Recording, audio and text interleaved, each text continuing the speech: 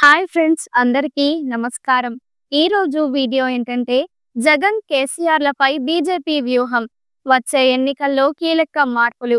ఎవరైనా కొత్తగా మన ఛానల్ కి వచ్చినట్లయితే వెంటనే మన ఛానల్ ని సబ్స్క్రైబ్ చేయండి. ఇంకా టాపిక్ విషయానికి వస్తే, తెలుగు రాష్ట్రాల్లో రాజకీయాలు రసవత్తరంగా మారుతున్నాయి.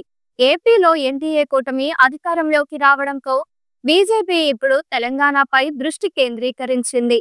తెలంగాణలో కూటమిని విస్తరించేందుకు పార్టీ కీలక వ్యూహాలు రచిస్తోంది.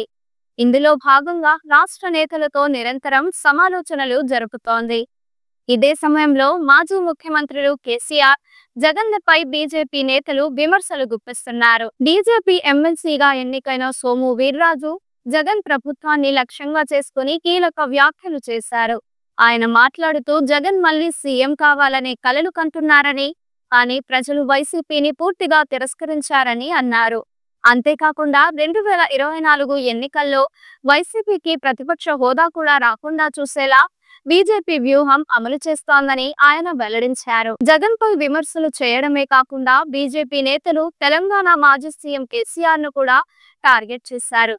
కేసీఆర్ ప్రస్తుతం తీవ్ర ఒత్తిడిలో ఉన్నారని, ఆయన తన కుటుంబ సభ్యుల భవిష్యత్తు గురించే ఆలోచిస్తున్నారని సోము వీర్రాజు ఎద్దేవా చేశారు. కేటీఆర్, కవిత, హరీష్ రావులను రాజకీయంగా బలపరిచేందుకు మాత్రమే కేసీఆర్ ప్రయత్నిస్తున్నారని, తెలంగాణ ప్రజల గురించి పెద్దగా ఆలోచన లేదని ఆరోపించారు. అదేవిధంగా గత 10 ఏళ్ల పాలనలో కేసీఆర్ ప్రజలను మోసం చేశారని, డీలిమిటేషన్ అంశంలో అర్ధరహిత చర్చలు చేపట్టడం రాజకీయం తప్ప ప్రజా ప్రయోజనాలకు దూరంగా ఉందని విమర్శించారు. ప్రస్తుతం బీజేపీ తెలుగు రాష్ట్రాల్లో తన ఉనికిని మరింతగా పెంచుకోవడానికి వ్యూహాత్మకంగా వ్యవహరిస్తోంది.